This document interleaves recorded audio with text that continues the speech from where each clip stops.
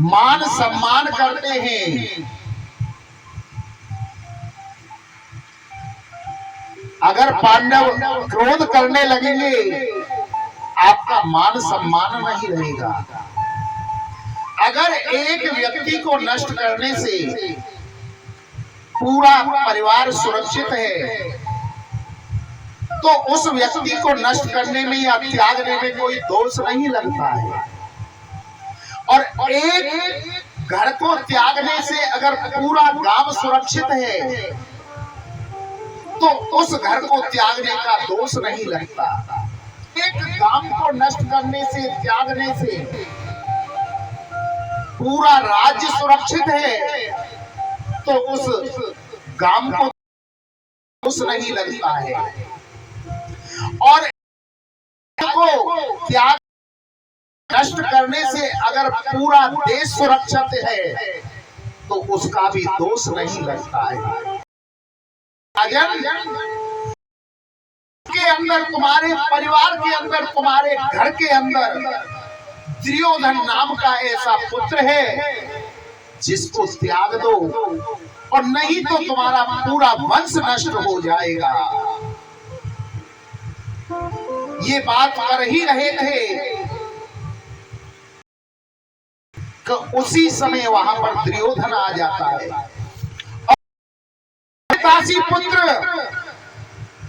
मेरे पिता भड़का रहा है,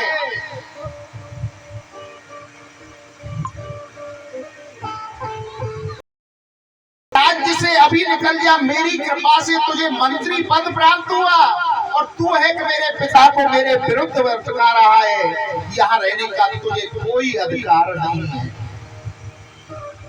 विदुर जी ने दुर्योधन के ऐसे वचन सुनकर के एक क्षण नहीं लगाया, उसी क्षण मंत्री पद का परित्याग कर दिया और अपनी पत्नी विदुरानी को लेकर के जंगल में चले गए। और वहां कदली का वन था, केले का वन था, उसमें जाकर अपनी बहुत सुंदर पर्णकुटी बनाई और अपनी पत्नी को लेकर के वहां रहने लगे और 12 अक्षर मंत्र का जप करते हैं। एक दिन विदुर जी ने आकर विदुरानी से कहा कि हे विदुरानी, देखो हस्तिनापुर बड़ा सज रहा है, संवर रहा है। बोले क्यों महाराज? कि आज मेरा गोविंद पांडवों का शांति दूत बन करके और दुर्योधन। विदुरानी जी कहने लगी कि हे विदुर जी महाराज, आपके पास अब मंत्री पद तो रहा नहीं है, आप कैसे ऐसी भीड़ में उस गोविंद के दर्शन कर पाओगे? विदुर जी समझाते हुए विदुरानी से कहने लगे कि हे देवी, हमारे पास मंत्री पद है या नहीं है उसका कोई प्रभाव नहीं है। जब गोविंद रथ में चढ़ करके आएगा, वो तो ऊंचे पर होंगे, अगर उनकी एक भी दृष्टि हमारे ऊपर पड़ गई तो हम मानेंगे, सौभाग्यशाली मानेंगे। आज गोविंद का दुर्योधन ने बड़ी सुंदर नगरी सजवाई थी, तोरण द्वार लगवाए थे, फूलों से सजवाया था। और जब गोविंद वहां आए तो उन तोरण द्वारों को, फूलों, महलों को नहीं देख रही थी। लाखों नर नारी गोविंद के दर्शन के लिए सड़क के किनारे खड़े थे। उसी भीड़ में एक दीवार से कमर लगा करके विदुर विदुरानी खड़े थे। उस लाखों की भीड़ के अंदर गोविंद अपने विदुर विदुरानी को ढूंढ रही है। और जैसे ही रथ चलता चलता विदुर विदुरानी के पास में आया और गोविंद की दृष्टि जैसे विदुर जी के ऊपर पड़ी, विदुर जी के मन का मोर नाचने लगा और कहने लगा, ओ विदुरानी देख, मेरा गोविंद मुझे निहार रहा है, मुझे देख रहा है। विदुरानी के जब नेत्र गोविंद से मिले तो विदुरानी आ गया, काश काश वो दिन कब आएगा जो ये गोविंद मेरे घर आकर मेरे भोजन का भोग लगाएगा। भक्त के हृदय में भावना आनी चाहिए, प्रभु तुरंत उसकी भावना को स्वीकार करते हैं। मेरे गोविंद ने उसी क्षण विदुरानी के निमंत्रण को स्वीकार कर लिया कि काकी कुछ भी हो जाए मैं तेरे घर का भोजन अवश्य पाकर जाऊंगा। गोविंद ने रथ आगे बढ़ाया। विदुर जी ने विदुरानी से कहा कि विदुरानी तुम घर जाओ और मैं देख करके आता हूँ पांडवों के भाग्य में आखिर क्या लिखा हुआ है। गोविंद रथ को लेकर के आगे बढ़ते हैं। दुर्योधन ने बहुत बड़ा सिंहासन बनवाया था, मंच बनवाया हुआ था। उस मंच पर सैकड़ों सिंहासन हुए हैं।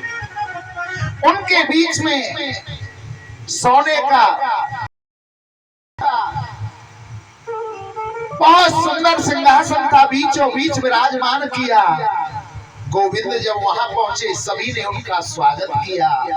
जहां पर भीष्म पितामह, कृपाचार्य, द्रोणाचार्य, अश्वत्थामा, कर्ण, विकर्ण बहुत बड़े योद्धा बैठे हुए थे, धृतराष्ट्र आदि सबने आज गोविंद का बड़ा स्वागत किया है।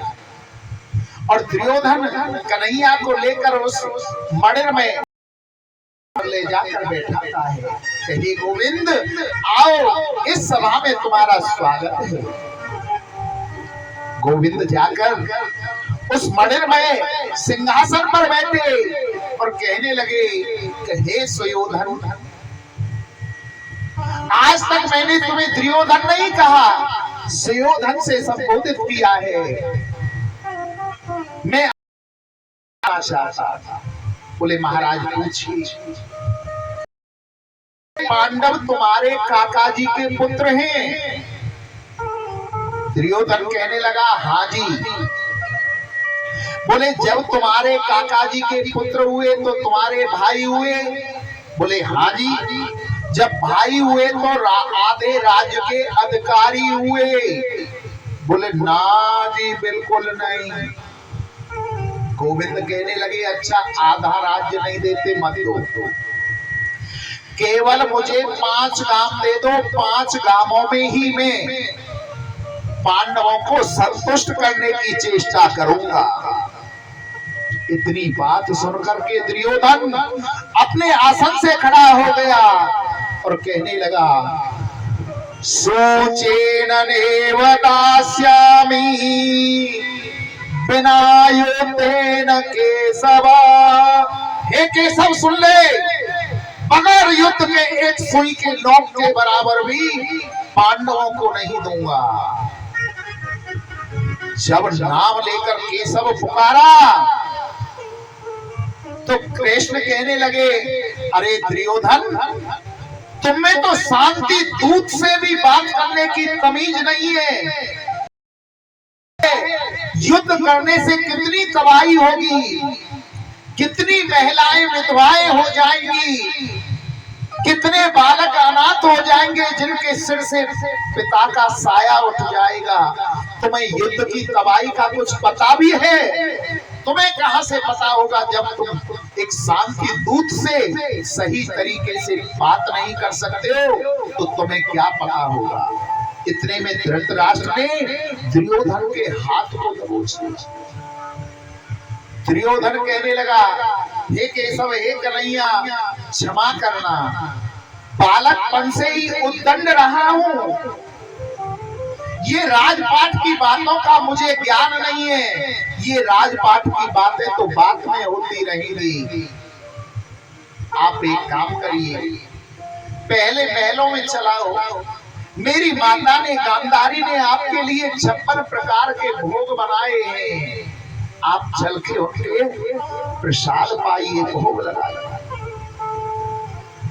कृष्ण कहने लगे हे दुर्योधन, भोजन 2 परिस्थितियों में किया जाता है। एक तो भोजन करने वाले को भूख लगी हो तो भोजन किया जाता है, हमें भूख नहीं लगी। दूसरी परिस्थिति ये है भोजन कराने वाले के मन में श्रद्धा हो, और आपके मन में श्रद्धा नहीं है। हम अभी अभी कैसे आप कर रही थी तो हम आपका भोजन नहीं कर सकते। तीसरा तो एक कारण और भी है जो आपके घर का भोजन नहीं कर सकते। बोले तीसरा कारण, बोले आज हमने और किसी का निमंत्रण स्वीकार कर रखा है। बोले किसका? तो विदुर जी के घर का। अब तो दुर्योधन कहने लगा वो दासी पुत्र जिस पर स्वयं खाने के लिए नहीं है वो तुम्हें क्या भोजन कराएगा। गोविंद कहने लगे कि इसकी चिंता हम क्यों करें, जिसने हमें निमंत्रण दिया है चिंता करेगा तो वो करेगा। उसी सभा में नीचे जहां आम जनता पब्लिक बैठी हुई थी उसी सभा में धनकी में विदुर जी महाराज बैठे हुए थे। विदुर जी महाराज ने इशारे में गोविंद से पूछा कि ये क्या नाटक है। तो गोविंद ने कह दिया आप चुप बैठे रहो, कर रहे हैं उचित कर रहे हैं। अब तो विदुर जी ने अपना डंडा उठायो, लोटा उठायो और बाजार के लिए दौड़ लगा दी। बोले यार टेढ़ी टांग वाले को कोई पता ना है कि तो घर पे आ जाए भोजन करने के लिए, कचन कचू व्यवस्था तो करनी पड़ेगी, सीधे बाजार को। दुर्योधन कहने लगा वो दासी पुत्र आपको क्या भी तो देखते हैं। गोविंद भक्त चलते हैं और भक्त का घर कहाँ होता है? भक्त का घर वो होता है जिसमें भगवान का वास होता है। जाते हैं तो चप्पल नहीं पहन करके जाते। आज मेरे प्रभु नंगे पैरों अपने भक्त विदुर के घर जा रहे हैं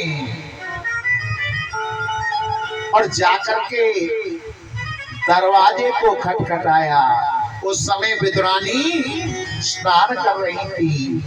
दरवाजे को खटखटा करके कह रही है, गोविंद कह रहे हैं ओ काकी, ओ काकी दरवाजा खोलो।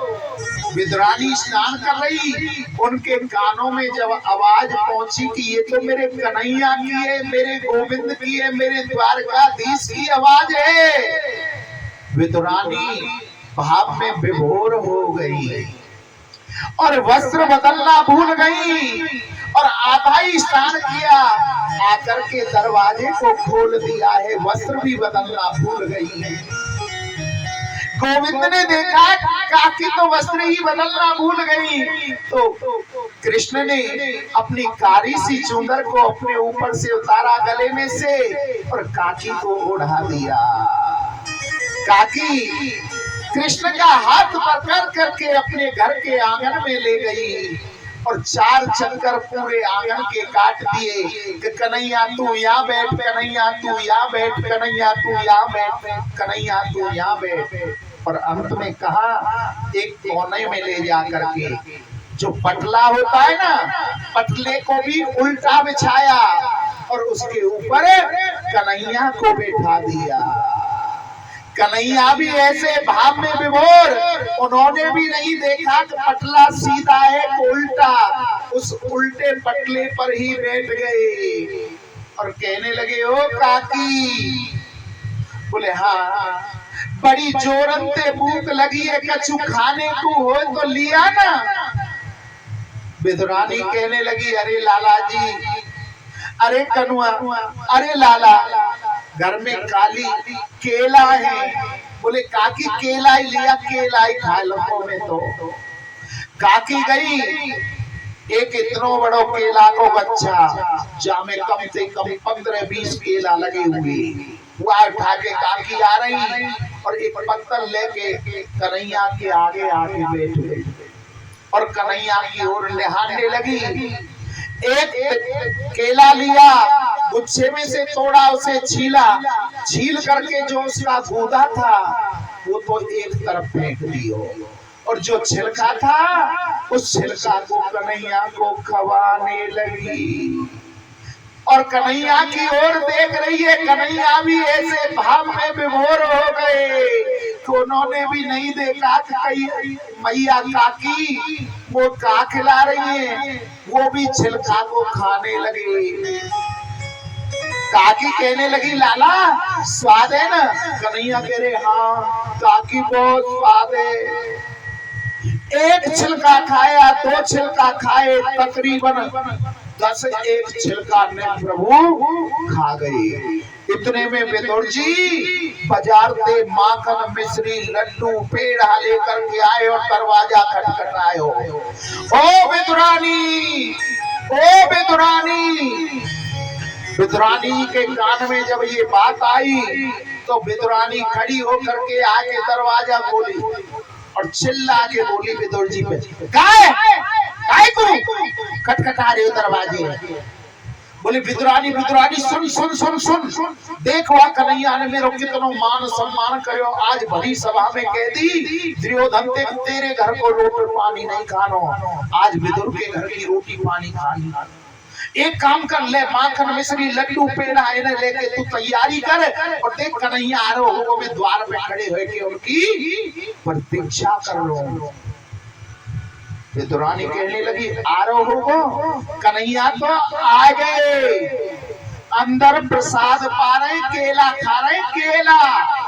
बोले आ गए? हाँ। विदुर जी ने आके देखो और अंदर का कमाल, जितने भी केला के छिलकाए उन्हें तो बावे लग रहे और गूदा एक तरफ पड़े। अरे विदुरानी बावरी तेने ये क्या करो? गोविंद को छिलका खवा रही है तू? अरे कन्हैया क्षमा करना, ये तो बावरी है या कछु पतोना है, तुम तो माखन मिश्री लड्डू पेड़ा खाने वाले हो। ले माखन खाओ, मिश्री खाओ, पेड़ा खाओ, लड्डू खाओ। जब विदुर जी ने माखन लड्डू पेड़ा खवाए तो गोविंद कहने लगी एक बात कहो। बोले कहो। बाप जो आनंद केलों के आता वो आनंद इन लड्डू माखन में मुझे नहीं आ रहा है।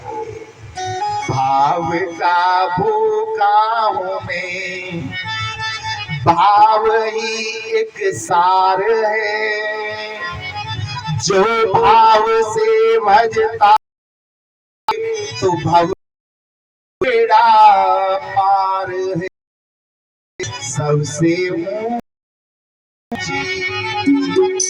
प्रेम सगाई, सबसे ऊंची प्रेम सगाई, सबसे ऊंची प्रेम सगाई, सबसे ऊंची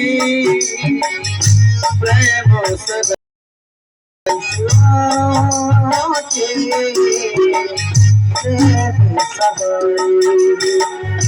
दुर्योधन मेरा जागे, दुर्योधन मेरा साथ विदुर घर का, साथ विदुर घर खाई, सबसे प्रेम सगाई, प्रेम सगाई।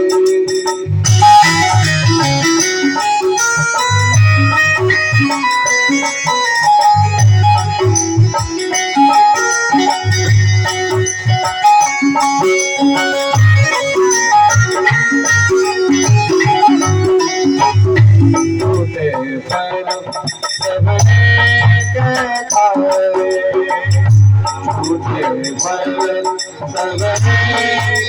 देखा बहु विधि सार बताए हो बहु विधि बात बताए सबसे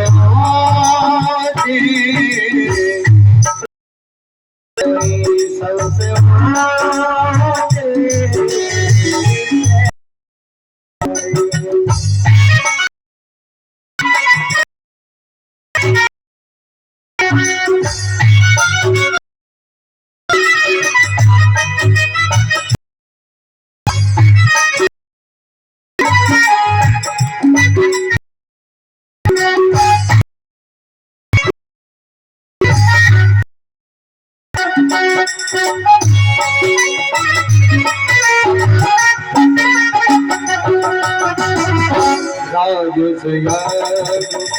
युधिष्ठिर युधिष्ठिर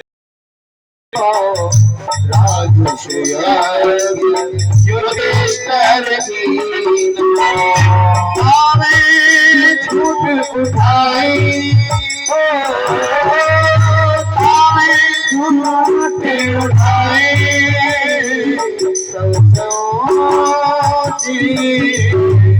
प्रेम सदा प्रेम सदा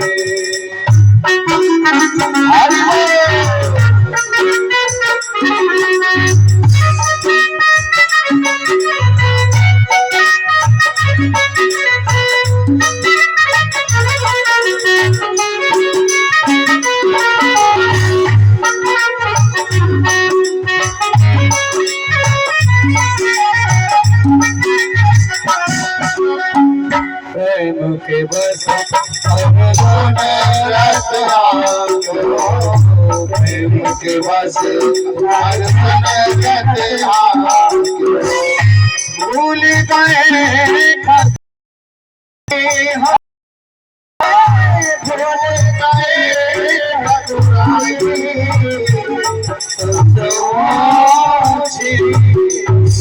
प्रेम सगाई सबसे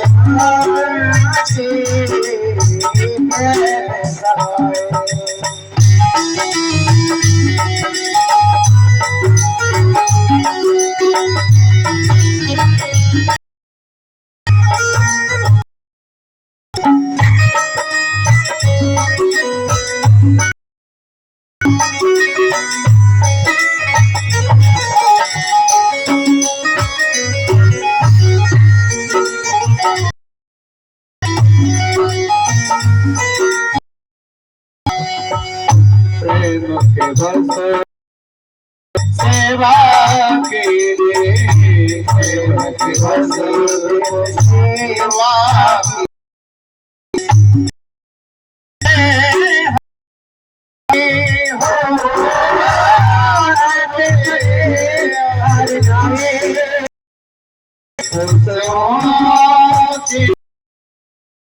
प्रेम सगाई सबसे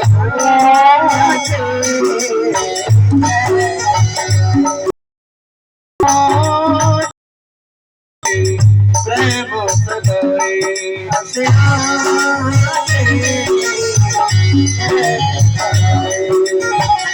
पूरो पूरो सदायक नाई पूरो पूरो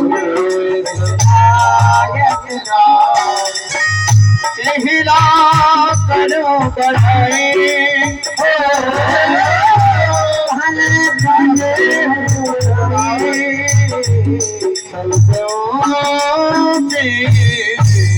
प्रेम सगाई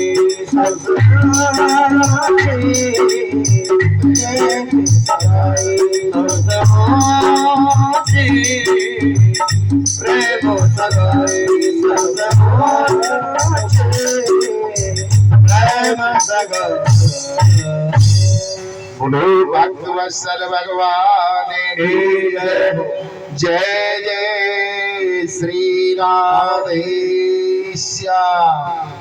साधु जी सीताराम सीताराम प्रेम से बोलो राधे श्याम राधे श्याम। सबसे ऊंची है प्रेम सगाई।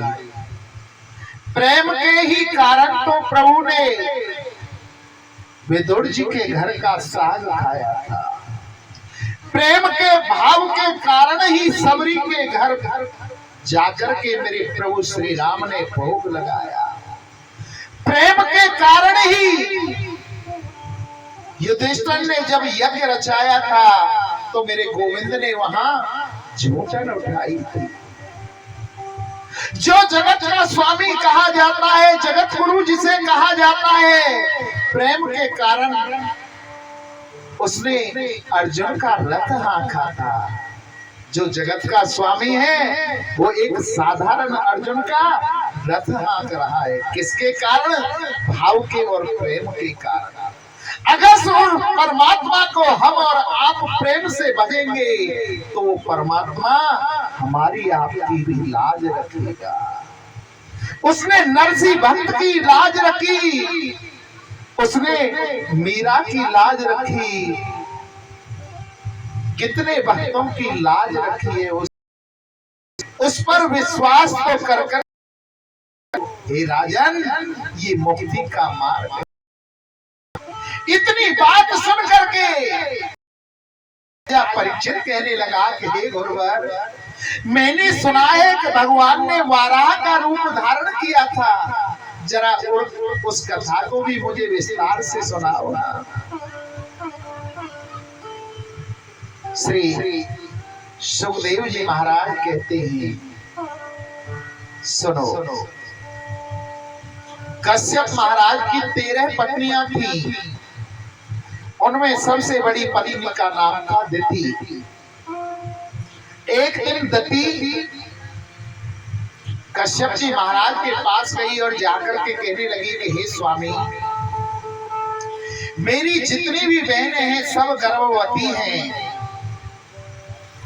आप मेरे ऊपर भी ऐसी कृपा करो कि जिससे मेरे संतान हो। काम वासना से उनके पास गई। कश्यप जी ने कहा कि हे देवी, इस समय दोनों समय मिल रहे हैं, संध्या का समय है, ये कामोपासना के लिए उचित समय नहीं। इस समय साक्षात विष्णु भगवान के आदेश पर भगवान शंकर अपने मरुत गणों के साथ विहरण करते हैं। ये कामोपासना के लिए उचित समय नहीं। परंतु दति नहीं मानी, लाख समझाई कश्यप जी ने, परंतु नहीं मानी। उसकी मन की इच्छा को पूरा किया कश्यप जी ने और कहा कि हे देवी, जाओ, तुम्हारे एक एक नहीं 2-2 संतान होंगी और दोनों संतान राक्षस होंगी। अब तो दति लगी, मुझे राक्षस संतान नहीं चाहिए, मुझे तो धन्यात्मा पुण्यात्मा ऐसी संतान चाहिए। कश्यप जी कहने लगे कि हे देवी, जैसा तुमने बीज बोया है वैसा फल तुम्हें काटना पड़ेगा। बोले मुझे रात चाहिए, मेरे जीवन पर कृपा करो, मुझ पर दया करो, मुझे तो धन चाहिए। जब बार बार दति आग्रह करने लगी तो कर्दम जी कहने लगे, कश्यप जी कहने संतान तो राक्षस होंगी, परंतु एक बात है, उन राक्षसों को मारने के लिए एक जन्म नहीं, 2 जन्म नहीं, 3 बार भगवान को आना पड़ेगा, जब तुम्हारे पुत्रों का उद्धार होगा। बोले मेरे पुत्रों से लड़ने के लिए भगवान को आना पड़ेगा, तो मेरे पुत्र तो बड़े भाग्यवान होंगे जिनके लिए स्वयं भगवान को आना पड़ेगा। गर्भ धारण कर लिया और जब गर्भ बढ़ने लगा तो उनका प्रकाश बढ़ने लगा। देवता एकत्रित होकर पास गए, कहने लगे, हे देखो गर्भ बढ़ रहा है, उसका प्रकाश अभी से बढ़ रहा है। माँ जी ने कहा पति के गर्भ के अंदर बालक है, वो साधारण बालक नहीं है, वो विष्णु भगवान के पार्षद हैं। ए तो पार्षदो मह्यम जयो विजो एवच कृथीर्षि कृतमायोतो भवः कातामति क्रमः। कि एक बार ब्रह्मा जी के जो मानस पुत्र थे सनक, सनंदन, सनातन और सनत कुमार, चारों भाई विष्णु लोक में गए विष्णु भगवान के दर्शन करने के लिए। उस समय भगवान आराम कर रहे थे और उनके पार्षद थे जय और विजय। उन्होंने चारों ऋषियों को द्वार पर ही रोक दिया कि महाराज रुक जाओ, आप अंदर नहीं जाए, क्योंकि अंदर भगवान। सनक, सनंदन, सनत कुमार कहने लगे कि महाराज आप ये क्या कर रहे हो? हम तो मृत्यु लोक से चलकर वैकुंठ लोक नकुल के दर्शन के लिए आए हो और आप हमें रोक रहे हो, राक्षस वाला काम कर रहे हो। जाओ तुम राक्षस हो जाओ। श्राप दे दिया, क्रोध आ गया चारों भाई। क्रोध कभी नहीं करना चाहिए। एक आसन पर 8 घंटे बैठ करके प्रतिदिन जो भजन किया जाता है, एक साल में एक बार का अंदर से अगर क्रोध कर लिया हृदय से तो वो तपस्या नष्ट हो जाती है, भजन नष्ट हो जाता है। अगर क्रोध करना है ऊपर से करो, कभी हृदय से नहीं करना चाहिए। ऊपर से कैसा? आपने कभी रामलीला या रामायण रासलीला देखी हो? जब रामलीला होती है, राम रावण का युद्ध होता है, दोनों पात्र ऐसे युद्ध करते हैं, ऐसे भाषण करते हैं मंच के ऊपर, अभी एक दूसरे का प्राण ले लेंगे।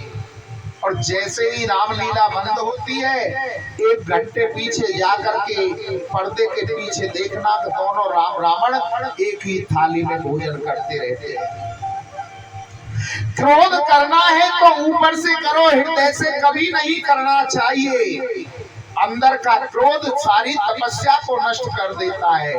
और यही प्रमाण हुआ, यही परिणाम हुआ कि सनन, सनंदन, सनातन, सनत कुमारों की तपस्या आज तक जो तप किया था वो नष्ट हो गया। उनको वैकुंठ में प्रवेश नहीं मिला। विष्णु भगवान ने आकर के उन्हें द्वार पर ही दर्शन दी। जो जय और विजय राक्षस का श्राप उन्हें मिला था, वही माता दिति के गर्भ में बालक बन करके आए। और जैसे ही उन बालकों का जन्म हुआ, एक का नाम हिरणाक्ष हुआ और दूसरे का हिरण्यकश्यपु हुआ।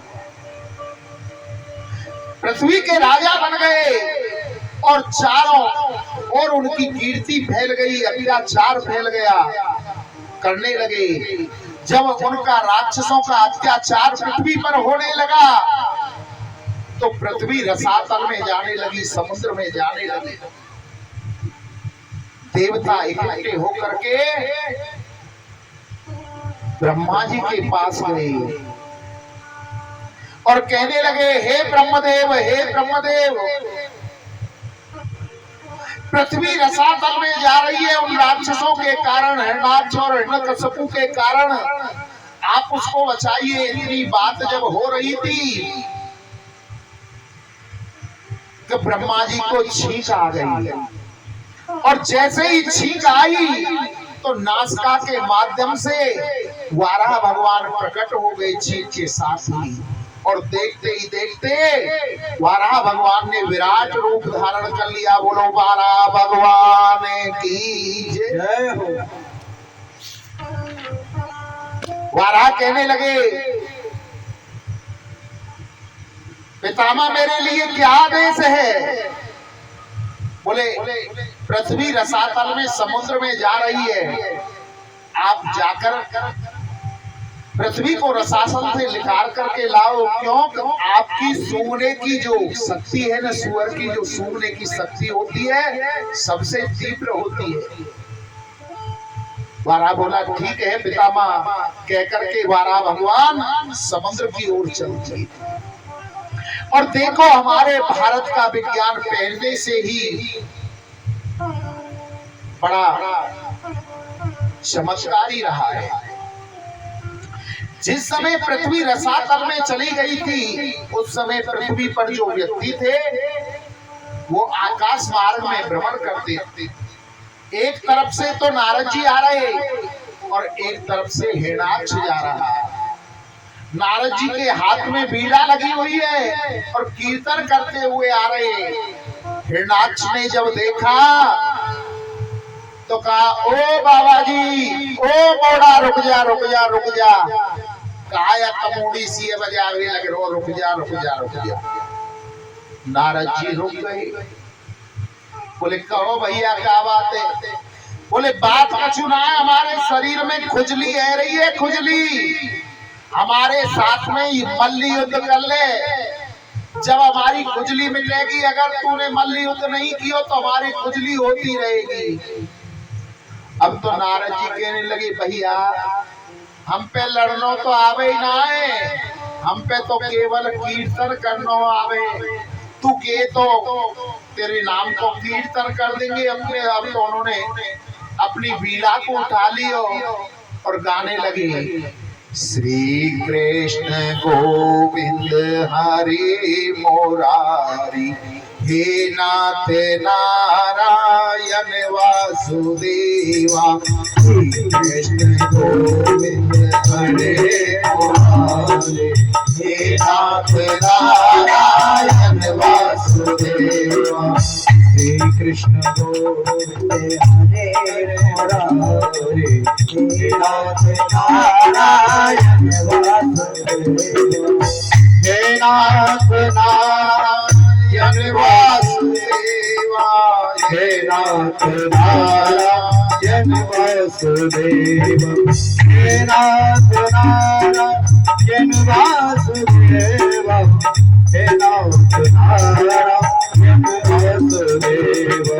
श्री कृष्ण गोविंद हरे मुरारी, हे नाथ नारायण वासुदेवा। श्री कृष्ण गोविंद हे नाथ नारायण वासुदेवा। अब तो हिरणाक्ष कहने लगे, हो बाबा जी चुप, थोड़ा बंद हो जा। नारद जी ने अपना कीर्तन बंद कर दिया। बोले कब मारा? बोले हमें ये कीर्तन वीर्तन नहीं सुनना, हमारे साथ में युद्ध करो। हमारे शरीर में खुजली हो रही है और ये खुजली जब शांत होगी, जब किसी के साथ में युद्ध किया जाएगा। नारद जी कहने लगे, भैया हम तुम्हें ऐसो जीव बता दे, प्राणी बता दे, जाते तुम्हारी खुजली शांत हो जाए, तुम जाके युद्ध कर ले आते। बोले हाँ हाँ बताओ बताओ बताओ कहाँ है? बोले एक काम करो, समुद्र के किनारे चले जाओ, वहां एक जीव आ रहा, पृथ्वी को लेकर के समुद्र से निकल रहा होगा, उसके साथ में युद्ध कर लेना, तुम्हारी सारी खुजली मिट जाएगी। अब तो हिरणाक्ष ने नारद जी को वहीं छोड़ो और समुद्र की ओर चल दियो। समुद्र के किनारे देखो जाकर के तो वारा भगवान पृथ्वी को लेकर के निकल रहे। जाके उंगली करने लगे, कभी इधर की बगल में उंगली करे, कभी इधर से उंगली करे। बोले हमारे साथ युद्ध करो युद्ध करो। भगवान ने पृथ्वी को तो वहीं पर छोड़ो और हिरणाक्ष के साथ में युद्ध करना प्रारंभ कर दिया।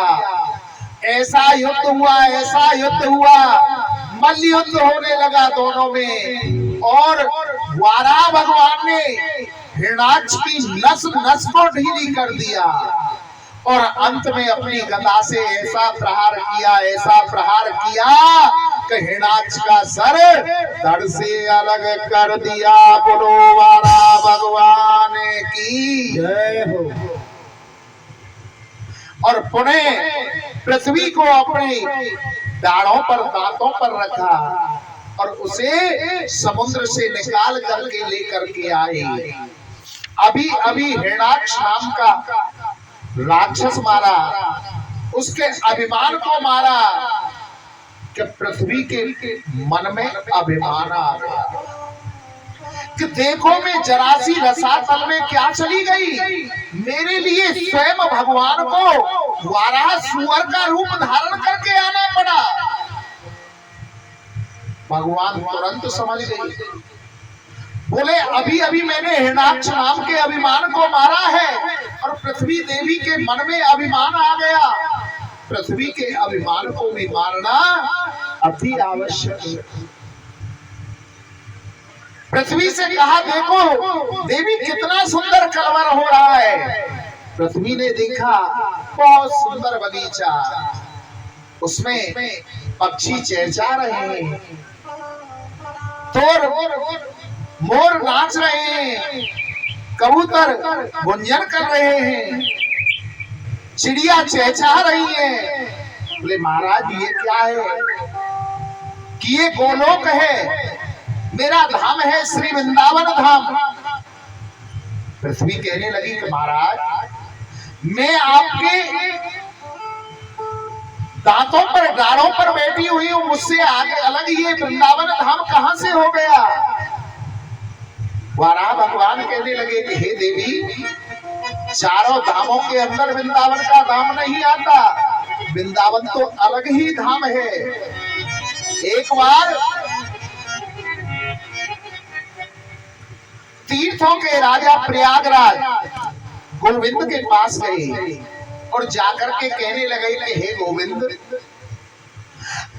आपको मुझे ऐसे ही अपमानित करना था तो मुझे तीर्थों का राजा क्यों बनाया। रोने लगा। बोले भैया रोवे क्यों, चुप हो जा, पहले अपनी बात तो बता। महाराज क्या बताऊं, आपने मुझे तीर्थों का राजा बनाया, मैं सारे तीर्थों से कर लेता हूँ, बड़े से बड़ा तीर्थ मुझे कर देता है, और एक ये छोटा सा वृंदावन है जो मुझे कभी तीर्थ नहीं देता बल्कि आंख दिखाता है। कन्हैया कहने लगे अरे भैया प्रयागराज यो बता तो तीर्थन को ही तो राजा बनाए हुए, तो अपने घर को राजा थोड़ो बनाए हो, तो वृंदावन तो मेरा घर है, तू सारे तीर्थों से कर लिया कर, आज से तुझ पर दंड है, तू वृंदावन की शिकायत करने आए हो ना, तू सारे तीर्थों से कर लेगा और कर के रूप में आकर के उस कर को वृंदावन में भरेगा। वृंदावन तो मेरा घर है। धन धन वृंदावन रजधानी, धर्म कर्म जहाँ बटत जेवरी, मुक्ति भरे जहाँ पानी, धन्य धन्य वृंदावन रजधानी। चलो कथा से तुम्हें वृंदावन के दर्शन करा दे, मन चल रे वृंदावन धाम। राधे राधे गाएंगे, मन चल रे वृंदावन धाम, राधे राधे गाएंगे। चल रे वृंदावन धाम, राधे राधे गाएंगे। मन चल रे वृंदावन धाम, राधे राधे गाएंगे। चल रे वृंदावन धाम, राधे राधे गाएंगे। राधे राधे गाएंगे, राधे गाएंगे, श्यामा श्यामा गाएंगे, श्यामा गाएंगे। राधे राधे गाएंगे, श्यामा श्यामा गाएंगे, राधे राधे गाएंगे, श्यामा श्यामा गाएंगे। तुझे वही पे मिले विश्राम, राधे राधे गाएंगे। मन चल रे वृंदावन धाम, राधे राधे गाएंगे। चल रे वृंदावन धाम, राधे गाएंगे।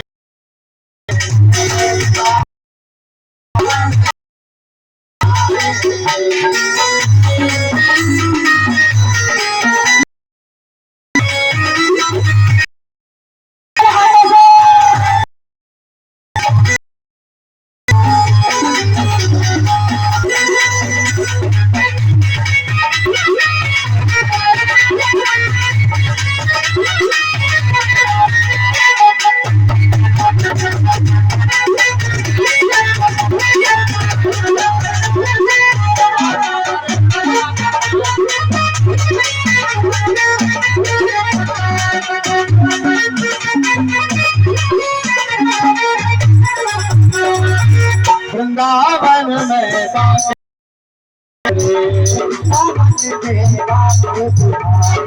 वृंदावन में बाके बिहारे और के बैठो भवरिया करे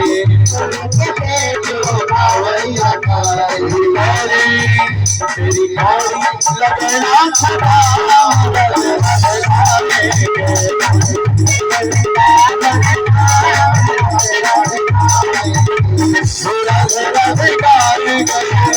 राधे राधे गाएंगे श्यामा श्यामा गाएंगे राधे गाएंगे श्यामा श्यामा गाएंगे अभी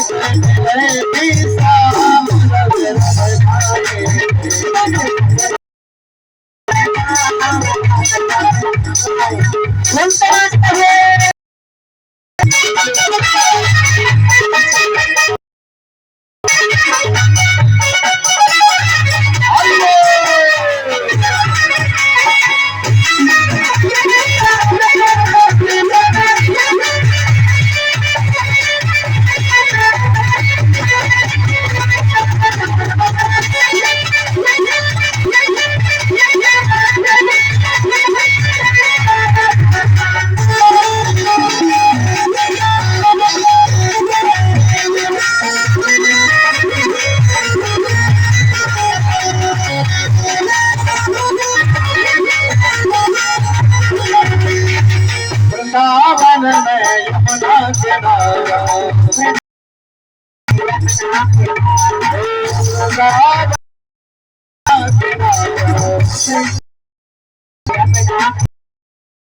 निर्मल शीतल बहती है धारा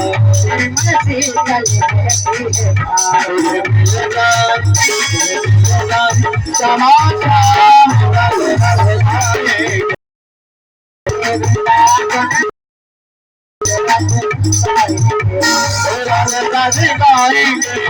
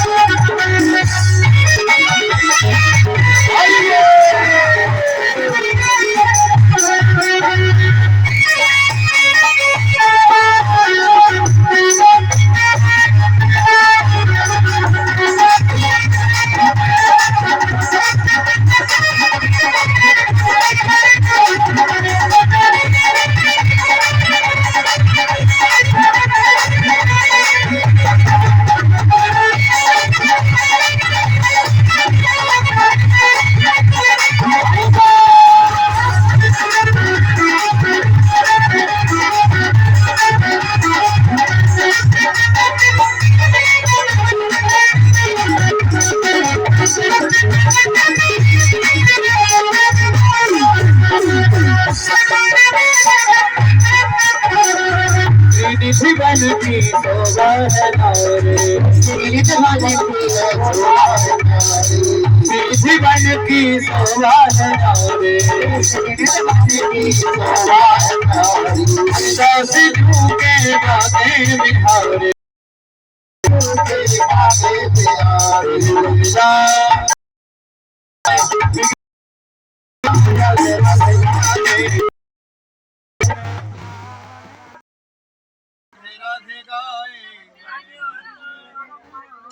अरे जाके लाला बुलवा के हरि लाल की जय।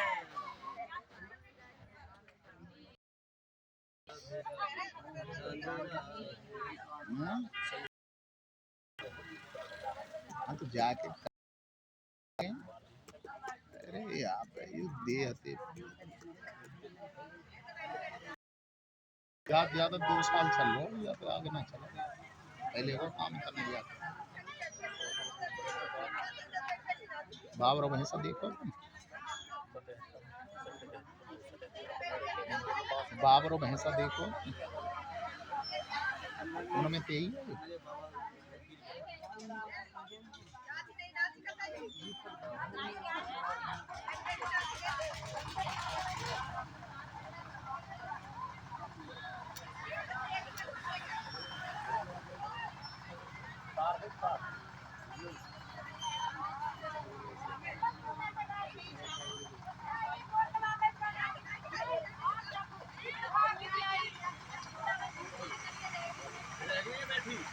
चला भाई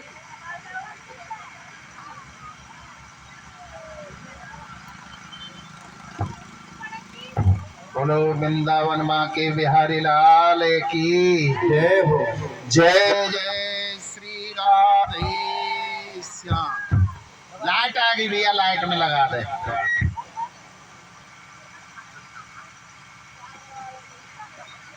जब ही तो उनका वजन कम हो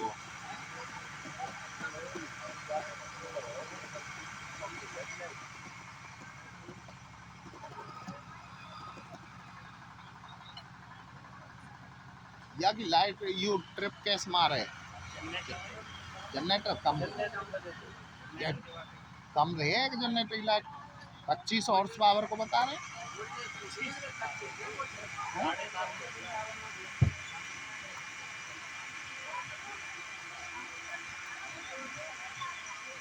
चलिए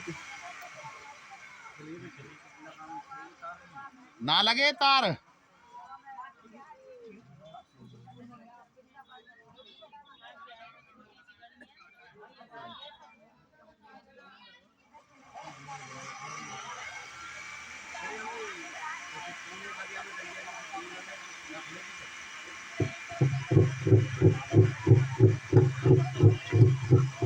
चला भाई वृंदावन माँ के बिहारी लाल की जय हो। जय जय श्री राधे साधु जी सीताराम सीताराम प्रेम से बोलो राधे श्याम।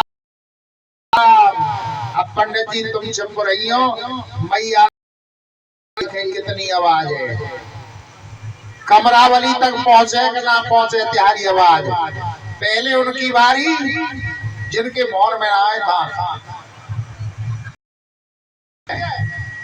बोलो वृंदावन माँ के बिहारी लाल की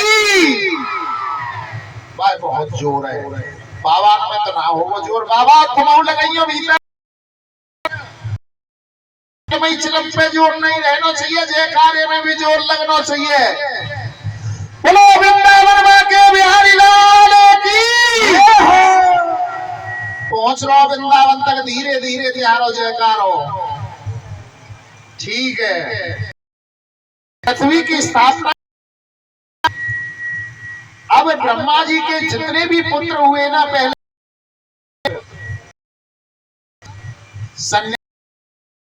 और तपस्या के लिए गए सबसे पहले सनत कुमार चारों भाई तपस्या के लिए चले गए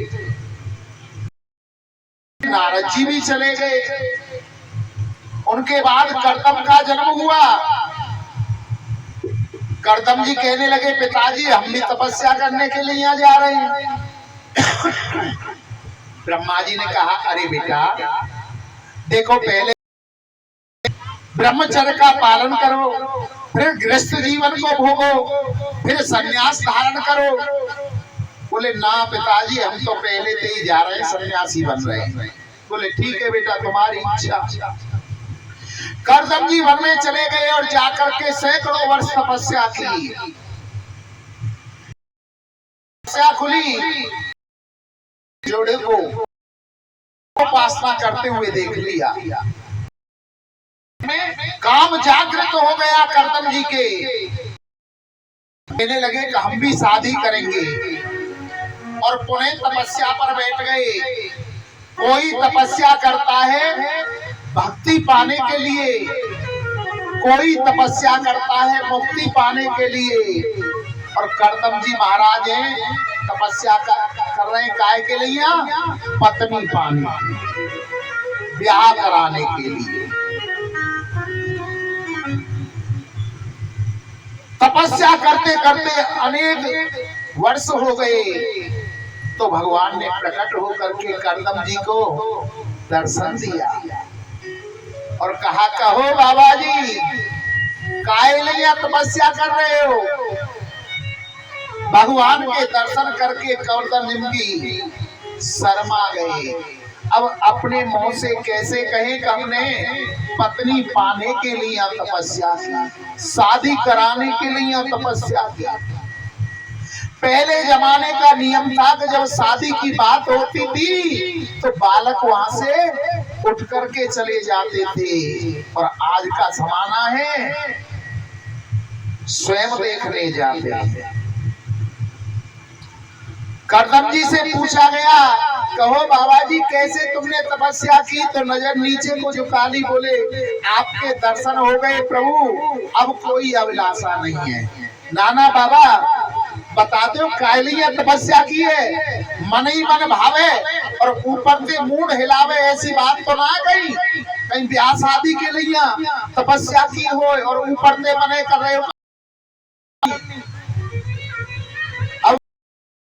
नीचे हो गई, प्रभु समझ गए हम तुम्हारे ब्याह की बात पक्की कराए। करदम जी कहने लगे पक्की कराए? बोले हाँ कराए। बोले हमारी क्या ताकत हो, जब तुम पक्की कराए तो हम जो मने करें, जब तुम पक्की कराए तो हम तो करनी पड़ेगी। बोले ठीक है। बोले स्वयंभू नाम के मनु होंगे, उनकी पत्नी है शत्रुपा, उनकी पुत्री है 3, आकृति, देवहूति और प्रसूति। 2 पुत्र हैं प्रियव्रत और उतानपाद। उनमें बीच की जो पुत्री है देवहूति, उसके साथ में तुम्हारा होगा। बोले ठीक है महाराज, तो हमारी अब तुम्हारी बात हमने मान ली, अब तुम हमारी बात मानियो। बोले तुम्हारी क्या बात है? कि हमारी एक शर्त है। बोले क्या शर्त है? कि हम विवाह जब करेंगे जो तुम हमारे यहाँ बेटा बन के आओगे तो हम शादी करेंगे, नहीं तो हम शादी नहीं करेंगे। बोले ठीक। कहने लगे कि हम तुम्हारे यहाँ पुत्र बन करके आएंगे। भगवान वर दे करके चले गए और स्वयंभू मनु के यहाँ पर जाकर के कहा कि हे राजन, अपनी बीच की पुत्री देवहूति का विवाह तुम करदम जी के साथ में कर दो। मनु अपनी पत्नी शत्रुपा और पुत्री देवहूति को लेकर के एक मंदिर में आए और आकर के अपनी पुत्री का विवाह करदम जी के साथ कर दिया। करदम जी अपनी पत्नी को लेकर अपने आश्रम पर चले गए और स्वयंभू मनु अपनी पत्नी को लेकर शत्रुपा को लेकर अपने राज्य में चले आए। जब माता देवहूति करदम जी के आश्रम पर पहुंचे और जाकर के कुटिया को देखा तो उनकी कुटिया में कम से कम 50 घोंसला, काई में चिड़िया बैठी, काई में कबूतर बैठो, काई में तोता बैठो, काई में बाज बैठो, काई में कौआ बैठो, काई में कोयल बैठी। बोले महाराज ये क्या है? बोले ये सब जीव इस कुटिया को अपनी मानते हैं ना, इसलिए यहाँ पर रह रहे हैं। नीचे दृष्टि डाल करके देखी, कम से कम 50 बिल, काई में चूहा, काई में सर्प, काई में बिच्छू, काई में कातर। बोले महाराज ये क्या है? बोले ये सब जीव इसे इसलिए इसमें रहते। बोले तुम कहाँ? सब इसे अपनी मानते हैं तो तुम कहाँ रहते हो? बोले वो कोने में 1.5 बाई 1.5 को आसन पर हो ना, हमें क्या करना, बस आसन पे आलती पालती मार के बैठ जाए आसन लगा के, भगवान को भजन ही तो करना है। कभी यहाँ में कर ले, कभी चौक में बाहर कर ले। इतनी बात हो रही थी, जंगला में से दृष्टि बाहर पड़ी, एक झरने के नीचे शेर, हिरनी, बकरी तीनों एक साथ जल पी रही है। महाराज ये क्या है, ये एक दूसरे के हिंसक प्राणी हैं, सब एक दूसरे को मारने वाले हैं। बोले यहाँ हिंसक तत्व, बोले किसके कारण? तपस्या के कारण। किसी के अंदर हिंसक भावना नहीं है। आज देवहूति माँ बड़ी प्रसन्न हुई कि मुझे ऐसा संत रूप में पति मिला है जिसकी तपस्या से सबने हिंसक तत्व को छोड़ दिया है। देवी जैसे तुम्हें इस कुटी को संभालना है संभालो, हम थोड़ी देर तपस्या कर लेते हैं। कह करके करदम जी तपस्या पर बैठ गए और उनकी तो ऐसी समाधि लगी, ऐसी समाधि लगी तपस्या में, 40 वर्ष के लिए अखंड समाधि लग गई। देवहूति मन में सोचने लगी कि मेरे पति की तो अखंड समाधि लग गई, अब मैं क्या करूं? यहाँ रहूं या अपने पिता के घर जाऊं? फिर हृदय से आवाज निकल करके आई कि पिता का घर, पुत्री का घर कब तक रहता है? जब तक उसकी शादी नहीं होती। शादी के बाद पति का घर ही पत्नी का घर हो जाता है।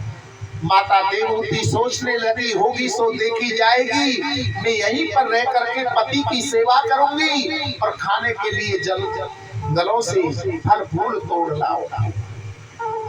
माता देवहूति वहां पर रह। जो युवती आज जवान है, आप समझ सकते हो 40 वर्ष बाद क्या होगी? बूढ़ी मां बन गई। जो केस थे वो जटाओं में बदल गए, शरीर पर झुर्रियां आ गई, बूढ़ी मां की तरह लगने लगी। देवहूति 40 वर्ष बाद जब करदम जी की तपस्या खुली और एक बूढ़ी औरत को, बूढ़ी माँ को अपने सामने बैठा देखा, करदम जी ने पूछा, हे देवी आप कौन हो? देवहूति हाथ जोड़ करके कहने लगी, हे स्वामी, अगर आपको से 40 वर्ष पहले एक राजा आपके पास आए थे, स्वांबु मनु, अपनी पत्नी के साथ में और अपनी पुत्री का विवाह आपके साथ में करके गए थे। मैं आपकी पत्नी देवहूति हूँ। देवहूति के ऐसे वचन सुन करके करदम जी कहने लगे, देवी तुम 40 वर्ष से यही थी, के घर चली जाती। तो देवहूति हाथ जोड़ करके कहने लगी कि हे स्वामी, पिता का घर, पुत्री का घर कब तक माना जाता है? जब तक उसकी शादी नहीं होती। जब मेरी शादी आपके साथ में हो गई तो मेरा घर तो यही, अपने स्वामी की सेवा करना। तो देवी तुमने क्या खाया पिया? बोले स्वामी वन में चली जाती थी, फल मिल जाते फलों को ले आती, उन्हें खा लेती, फल नहीं मिलते पत्ते ले आती, पत्ते भी नहीं तो केवल जल में तुलसी पत्र डालकर उसी को पा लेती। करदम जी कहने लगे, धन्य हो देवी, तो अपनी तपस्या के बल पर एक सरोवर बनाया करदम जी ने, और सरोवर के अंदर 9 मंजिला मकान बनाया और उसमें लाखों दास दासियां प्रकट कर दिए। जो राजा स्वयंभू मनु के यहाँ वैभव नहीं था, वो सब वैभव आज करदम जी ने अपनी तपस्या से उस 9 मंजिला महल में प्रकट कर दिए। सैकड़ों दास दासियां प्रकट कर दिए और देवहूति का हाथ और जाकर के उस सरोवर में जैसे ही डुबकी लगाई तो बन गए इसके। और माता देवहूति 16 वर्ष की। गृहस्थ जीवन का आनंद भोगने लगे। और कर्दम जी के मन में तो ये था कि भगवान ने मुझे स्वयं वचन दिया है कि मेरे यहाँ पुत्र बन करके आएंगे। अब पुत्र तो हुए नहीं, कन्या होनी प्रारंभ हो गई। प्रथम पुत्री का जन्म हुआ जिसका नाम था, कर्दम जी की पुत्री हुई बड़ी पुत्री जिसका नाम था कला। उसका आगे चल के मरीचि ऋषि नाम के संत से विवाह हुआ। दूसरी पुत्री का नाम था अनुसुईया। अनुसुईया का विवाह अत्रि ऋषि के साथ में हुआ। कौन नहीं जानता सती अनुसुईया को, पतिव्रता थी। अनुसुईया के नाम को कौन नहीं जानता। एक बार उनके पति अत्रि मुनि तपस्या पर बैठे, और तपस्या पर बैठे तो 12 वर्ष के लिए वर्षा नहीं हुई। अत्रि मुनि से रुका नहीं गया, उन्हें प्यास लगने लगी। जब 12 वर्ष हो गए, जल पिए बगैर अब नहीं रुका गया, तो अपनी पत्नी से कहा कि हे देवी, अब हमें प्यास लग रही है, अब नहीं रुका जा रहा। मेरे लिए जल लेकर के आओ। पति की आज्ञा पा करके मां अनुसुईया जल लेने के लिए निकल ली। बियाबान जंगल का पड़ी हुई है, कहीं जल नहीं है। अनुसुईया आगे बढ़ती जा रही है, पति की आज्ञा थी। आगे बढ़ रही तो गंगा मैया रूप बदल करके और अनुसुईया के पास आई और कहने लगी, कहाँ जा रही हो? बोले मेरे स्वामी की, मेरे पति की आज्ञा है, उन्हें प्यास लगी है, मैं उनके लिए जल लेने जा रही हूं।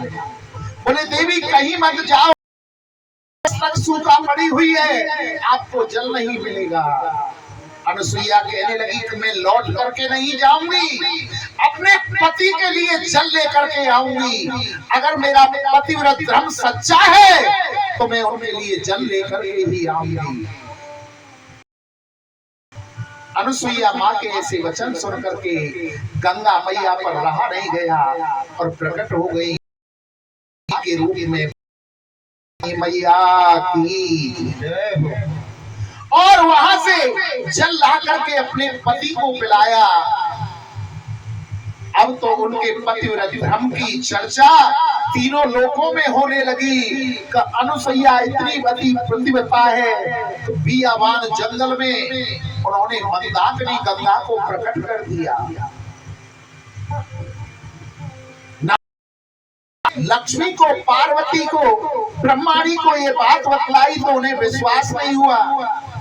लक्ष्मी जी पार्वती से कहने लगी, अनुसुईया की वो कैसी पतिव्रता है जिसने मंदाकिनी गंगा को प्रकट कर दिया। तीनों देवियों ने, ब्रह्माणी ने और पार्वती ने अपने पति को बुलाया। ब्रह्मा विष्णु महेश तीनों आए। तीनों देवी कहने लगे कि हे स्वामी, अगर आप मांगे तो क्या आप हमें दे दोगी? बोले एक काम करो, हमने सुना है पृथ्वी लोक पर अनुसुईया नाम की कोई स्त्री है और वो इतनी बड़ी पतिव्रता है तो उसने अपने पतिव्रत धर्म के कारण बियाबान जंगल में मंदाकिनी गंगा को प्रकट कर दिया था। आप जाकर उसकी परीक्षा लो और उससे भीख मांगो। और भीख में कैसे लेनी है तुम्हें? जब वो निर्वस्त्र होकर सारे वस्त्र उतार कर तुम्हें भोजन कराए तो ही भोजन करना, अन्यथा नहीं। ब्रह्मा विष्णु महेश तीनों जने, लक्ष्मी पार्वती और ब्रह्माणी के कहने पर साधु का वेश बना करके अनुसुईया के द्वार पर आ गए और कहा, भिक्षाम देहि, भिक्षाम देहि, भिक्षाम देहि। मैया अनुसुईया एक थाली में आटा, दाल, चावल, सीधे का सामान और दक्षिणा लेकर के आ गई और द्वार पर आकर कही, बाबा ये लीजिए। तीनों बाबा कहने लगे, ऐसी भिक्षा नहीं लेंगे भैया हम। बोले कैसी भिक्षा लोगे? कि हम तुम्हारे भोजन तब करेंगे जब तुम अपने शरीर के संपूर्ण वस्त्रों को उतार करके नग्न अवस्था में हमें भोजन कराओ तो हम भोजन करेंगे, नहीं तो हम लौट करके जा रहे हैं। माँ अनसुईया ने अपने नेत्रों को बंद करके ध्यान लगा करके देखा कि ये तो ब्रह्मा विष्णु महेश तीनों देवता हैं और मेरी परीक्षा लेने आए हैं। जो जल का पात्र था उस जल पात्र में से मैया अनसुईया ने अपने हाथ पर जल लिया और तीनों बालकों पर छींटे लगाए कि तीनों बालक 3-3 महीने के हो गए। ब्रह्मा विष्णु महेश 3-3 महीने के बालक बने। माँ ने गोद में उठा करके बिस्तर पर ले गई और अपने वस्त्र उतार करके निर्वस्त्र होकर के तीनों बालकों को अपना स्तनपान कराया।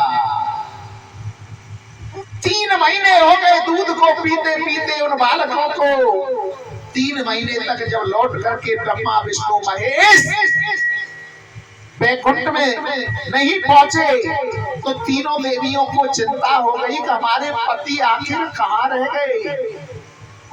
नारद जी ने आकर के कहा कि वो तो 3-3 महीने के बालक बन के माँ अनसुईया का दुग्ध पान कर रहे हैं। बोले फिर वो लौट करके कैसे आएंगे कि अपने आप जाओ लेने के लिए। अब तो ब्रह्माणी लक्ष्मी और माँ पार्वती तीनों आई और दरवाजा खटखटाया माँ अनसुईया का। माँ अनसुईया ने पूछा कौन? तो नारद जी ने आगे कहा, मैया तुम्हारी बहू आई है। बहू? बोले बहू? अभी बालक तो 3-3 महीना के और बहू अभी ते आ गई। कहा माता अनसुईया ने जाकर के दरवाजा खोला तो ब्रह्माणी लक्ष्मी जी और पार्वती तीनों देवी खड़ी। तीनों ने प्रणाम किया और कहा मैया हमारे पति ने लौटा दे। मैया अंदर लेके गई। बोले ये रे पालना में प्यारे पति ले जाओ। अगर तुम्हारा पतिव्रत धर्म सच्चा है तो अपने पति को ही छूना। अगर गलत तुमने छू दिया तो तुम्हारा पति नष्ट हो जाएगा, तुम्हारा पतिव्रत धर्म नष्ट हो जाएगा। तीनों देवियां थर-थर कांपने लगी और माँ अनसुईया के आगे हाथ जोड़ करके कहने लगी कि माँ हमें इतनी सामर्थ्य नहीं है हम जो इन्हें पहचान सके, आप ही हमारे पतियों को लौटा दो। आज मैया अनसुईया ने उन्हें जल लेकर उन त्रिदेवों पर छींटे लगाए तो ब्रह्मा विष्णु महेश अपने स्वरूप में आए। इतनी बड़ी अनसुईया पतिव्रत हुई है। वशिष्ठ जी की जो पत्नी है अरुंधति वो भी कर्दम जी की पुत्र है। भृगु की पत्नी है जो वो भी कर्दम जी की पुत्री है। ऐसी 1 नहीं 2 नहीं 4 नहीं 9 कन्याओं का जन्म हुआ। कर्दम जी कहने लगे कि हे भगवान तुमने कैसे माया जाल में डाल दिया। तुमने तो मुझे वचन दिया था कि मैं यहाँ तुम्हारे यहाँ पर पुत्र बन के आऊंगा और पुत्र बन के तुम आए नहीं हो। 9 कन्याओं का जन्म हो गया। 10वां ग्रहण गर्भ धारण हुआ। बोले चिंता मत करो अब हम तुम्हारे यहाँ संतान के रूप में आएंगे, पुत्र के रूप में आएंगे। कर्दम जी के मन में सांत्वना हुई और 10वीं संतान कपिल भगवान के रूप में देवहूति के गर्भ से जन्म हुई। बोलो कपिल भगवान की जय। कपिल भगवान का जब जन्म हुआ तो कर्दम जी ने कहा कि हे देवी हमने भगवान को वादा किया था कि हम तब तक ही गृहस्थ जीवन को भोगेंगे जब तक हमारे पुत्र नहीं होता, अब पुत्र हो गया, आप जानो और आपका पुत्र जाने के लिए जा रहे। कर्दम जी ने वहीं परित्याग कर दिया, किनारे गए और जाकर के वन में दसम स्कंद का पाठ किया और अपने प्राणों का अंत कर दिया। देवहूति सोचने लगी कि जब मेरे घर पर स्वयं गंगा चल करके आई है तो क्यों नहीं मैं भी बहती हुई गंगा में हाथ धो लूं। आज स्नान कराया मां देवहूति ने, चंदन लगाया, वस्त्र पहनाए और सिंहासन पर विराजमान किया। कपिल भगवान कहने लगे कि मां आप ये क्या कर रही हो, उल्टी गंगा क्यों बहा रही हो? पुत्र का कर्तव्य है माँ बाप की पूजा करना, और आज माँ उल्टी बेटा की पूजा कर रही है। तो माँ देवहूति कहने लगी कि हम माँ हैं, हम जो कर रही है सही कर रही है, हमें करने दीजिए। मुझे पता है तुम कोई साधारण नहीं हो, तुम भगवान का अंश हो, भगवान का रूप हो, जो हमारे यहाँ पर जन्म लेकर के आए हो। यहाँ से माता देवहूति और कपिल संवाद प्रारंभ होता है। माँ कहने लगी कि मनुष्य को कैसा होना चाहिए जिससे कि उसे परमात्मा की प्राप्ति हो। माँ के वचन सुन करके कहने लगा, कपिल भगवान कहने लगे कि हे माँ, प्राणी को सब में सिया राम को समझना चाहिए। सिया राम में सब जग जानी, करहूं प्रणाम जोर जोग पानी। सिया राम में सब जग जानी, करहूं प्रणाम जोर जोग पानी। सिया राम में सब जग जानी, करहूं प्रणाम जोर जोग पानी। कि सबके अंदर सिया राम भगवान को देखना चाहिए और उनको प्रणाम करना चाहिए, सिया राम जान करके। माँ देवहूति कहती है कि व्यक्ति को जीवन में दुख कब होता है, तो कपिल भगवान कहने लगे कि माँ सबसे ज्यादा जीव को दुख गर्भा अवस्था में होता है। भूतो न भविष्यति गर्भ वासम सम दुखम भूतो न भविष्यति। जितना गर्भ काल में व्यक्ति को कष्ट भोगना पड़ता है, भूतकाल में न भविष्य काल में कभी उसने नहीं होगा। बोले क्या कह रहे हो? हाँ, जब जीव का उदर में जन्म होता है माँ के गर्भ के अंदर, माँ अगर जरा भी चटपटा खा लेती है तो उस नन्हे से बालक के गर्भ के अंदर जो है ऐसे लगता है जैसे सैकड़ों बिच्छुओं ने एक साथ उसे काट लिया। उस दुर्गंध के गड्ढे में पड़ा रहता है, और जब जैसे ही 7 मास का होता है, गठरी बनी रहती है, सिर नीचे को रहता है, टांग ऊपर को, दुर्गंध आती रहती है। परमात्मा से भजन करता है कि हे परमात्मा, कैसे भी तू मुझे इस गर्भ से, नरक के अगरे से बाहर निकाल ले। मैं तेरा इतना भजन करूंगा, इतना भजन करूंगा कि दोबारा इसमें न आना पड़े। ऐसे ऐसे वादे करता है। 7 महीने से और 9 महीने तक दिन रात भगवान होती है, वायु का वेग होता है तो उसका जन्म होता है। जब जन्म होता है, जैसे शरीर पर से खाल खींची जाती है, खाल खींचने पर जो दुख होता है उससे हजारों गुना कष्ट बालक को जन्म लेते समय होता है, और जब उस पीड़ा से निकल करके बाहर इस पृथ्वी पर आकर के पड़ता है, तो जो भजन की परमात्मा से वादा किया था ना कि तेरा भजन करूंगा, सबको भूल जाता है, केवल रोना याद रह जाता है, पड़ा पड़ा रोता है।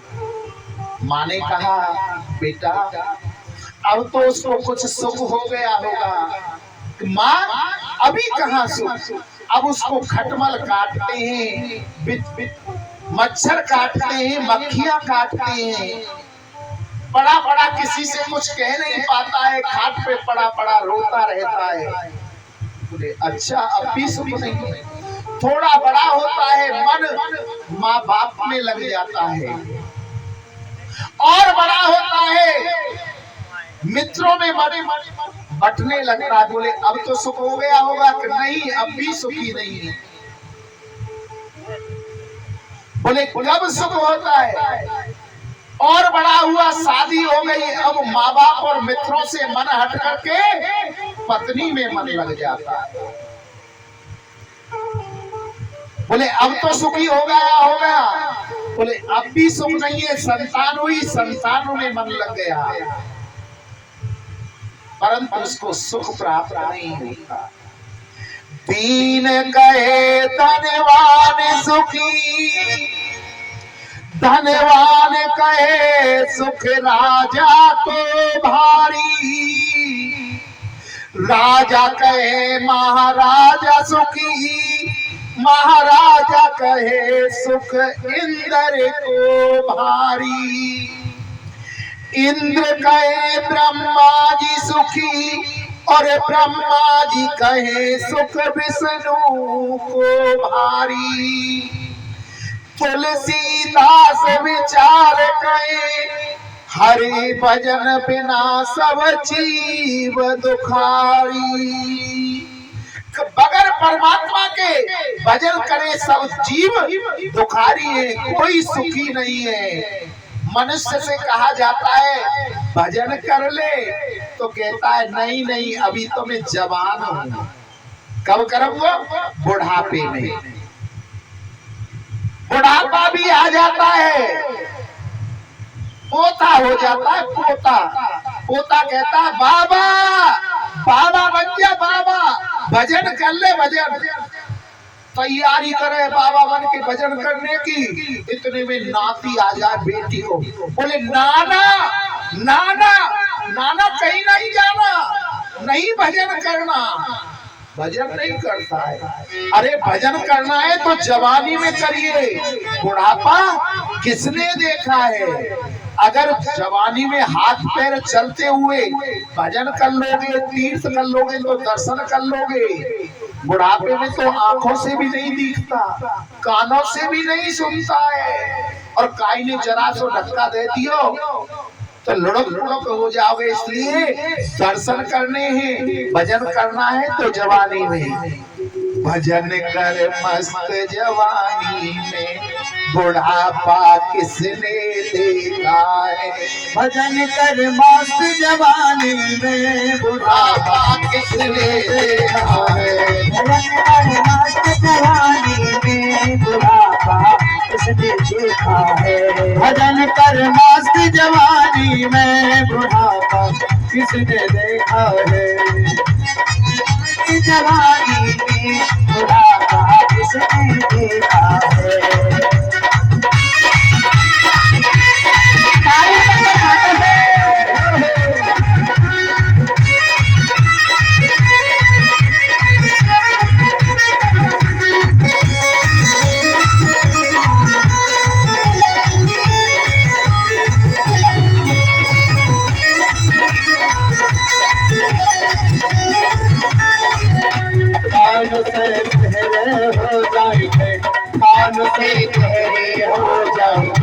भजन तुम सर नहीं पाओगे, भजन तुम सर नहीं पाओगे। भजन सन मस्त जवानी में, बुढ़ापा किसने देखा है। भजन सर मस्त जवानी में, बुढ़ापा किसने देखा है।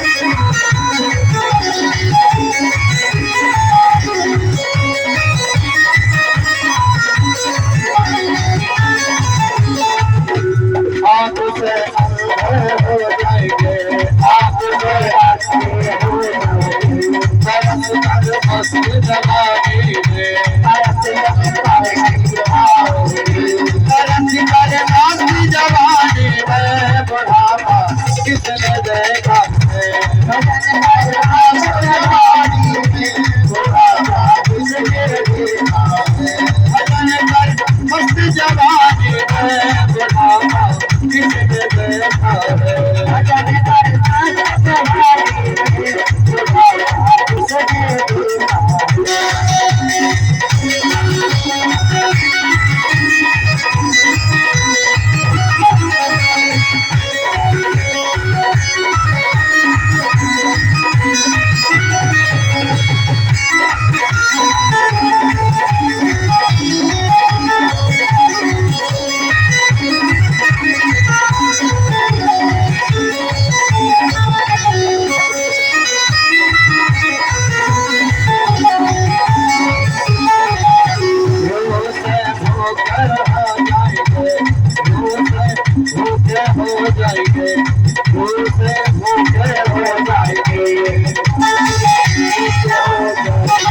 भजन तुम सुन नहीं पाओगे भजन तुम बोल ना पाओगे भजन कर मस्ती जवानी में बुढ़ापा किसने देखा है भजन कर मस्त जवानी में बुढ़ापा किसने देखा है किसने देखा है भजन कर मस्त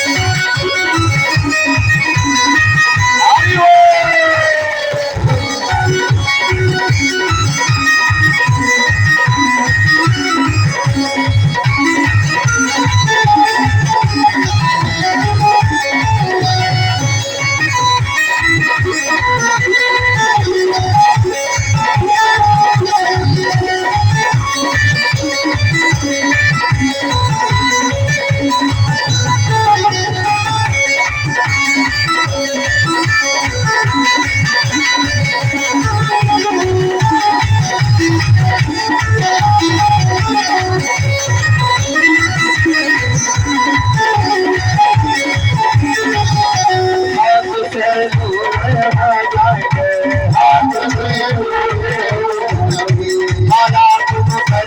देखा है भजन कर मस्त जवानी में बुढ़ापा किसने देखा है भजन कर मस्त जवानी में बुढ़ापा किसने देखा है बुढ़ापा किसने देखा है बुढ़ापा किसने देखा है भजन कर मस्त जवानी में बुढ़ापा किसने देखा है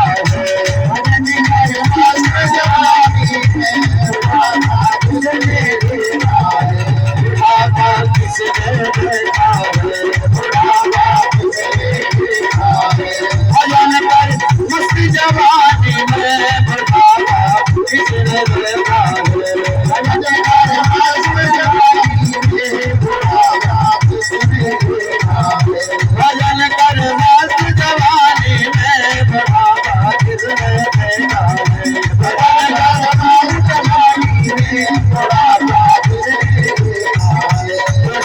किसने देखा है बुढ़ापा किसने देखा है भजन कर मस्त जवानी में बुढ़ापा किसने देखा है भजन कर मस्त जवानी में बुढ़ापा किसने देखा है बुढ़ापा किसने देखा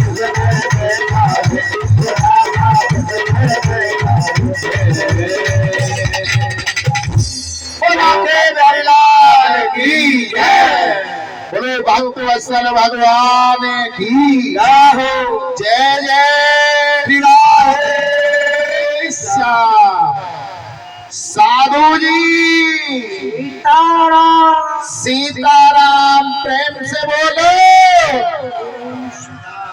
ना आवाज निकल रही, दांत न होने के कारण हवा निकल जाए, फूंक निकल जाए। साधु जी सीताराम प्रेम से बोलो। राधे श्याम। अगर भजन करना है तो जवानी में करो, बुढ़ापा किसने देखा। बुढ़ापे में ना तो चला जाता है, ना आंखों से दिखता है, न कानों से सुनता है। विश्वास करो परमात्मा पर, विश्वास करोगे तो परमात्मा अवश्य मिलेगा। विश्वासो ही फल, विश्वास ही फलदायक होता है। एक प्रसंग याद आ गया। एक बार हमारे गुरुजी राजस्थान घूमने के लिए गए, वहां उनकी कथा चल रही थी। जब गुरुजी ने कथा की तो एक शिष्य ने आकर के कहा, गुरुजी आप हमारे घर पर चलो, पदार्पण करो। हमारी माँ बड़ी पूजा करती है, बड़ी भक्तनी है, वो आपके दर्शन करना चाहती है। भक्त के आग्रह पर गुरुजी उसके घर चले गए। उसकी माँ बड़ी भोली भाली थी, कभी कहीं नहीं गई थी। राजस्थान की घटना है। गुरुजी जब पहुंचे तो मैया बोली, हे बाबा जी, हे महात्मा जी, तुम्हारे खुर छू, पैरंते खुर छू। महात्मा जी कहने लगे, बड़ी अचंभी मैया है, कह देती पैर छू पांव छू तो ठीक है, सीधी कह रही है खुर छू। बोले कोई बात ना मैया, मैया बड़ी भोली हो, अगर ऐसे तुम हमसे कहोगी महात्मा ते तो सीधी नरक को जाओगी, नरक को। मैया कहने लगी हाथ जोड़ के, बड़ी भोली वाली, महात्मा जी हमारे ऐसे भाग कहाँ जो हम नरक को जाए। नरक को तो आप जैसे पुण्यात्मा महात्मा जाए।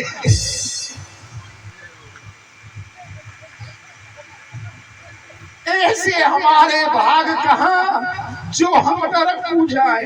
नरक को तो आप जैसे पुण्यात्मा धर्मात्मा जाए। हम तो आपके खुर छू रहे, हमें तो दूर के आशीर्वाद। गुरुजी तभी समझ गए, माँ बड़ी भोली भाली है, इसे कोई ज्ञान नहीं है क्या कहना है, क्या नहीं कहना है। भक्ति की 10 परिस्थिति बताई गई, अष्टांग योग बताया, नवदा भक्ति बताई, और 10वीं भक्ति कहते हैं जब व्यक्ति का संपूर्ण शरीर पानी भर करके जल बन करके बहने लगे तो उसके ऊपर संपूर्ण नवदा भक्ति चढ़ जाती है, 10वीं परिस्थिति आ जाती है। यही माँ देवहूति के साथ में हुई और उनका संपूर्ण शरीर जल बन करके प्रवाहित होने लगा। कपिल भगवान ने आज उस सिद्धा नाम की नदी को प्रणाम किया और उसमें से जल लेकर के आचमन किया और सीधे गंगा क्षेत्र में चले गए, गंगा सागर में, जहां आज भी मकर संक्रांति के उपलक्ष्य में जनवरी के महीने में 14 जनवरी को मकर संक्रांति रहती है। उस दिन मेला लगता है, कपिल भगवान के वहां पर दर्शन किए जाते हैं। माता देवहूति का वंश इससे आगे नहीं चला। माता देवहूति 3 बहनें थी, आकुति, देवहूति और प्रसूति। आकुति का विवाह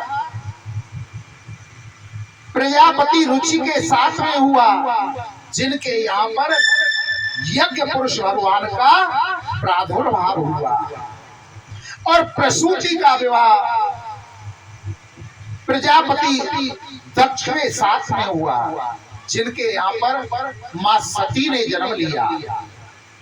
परंतु कोई कारण ऐसे बने कि दामाद और सुदर्शी नहीं बनती थी। प्रजापति दक्ष ने यज्ञ में सभी निमंत्रण, परंतु शिव के लिए पत्र नहीं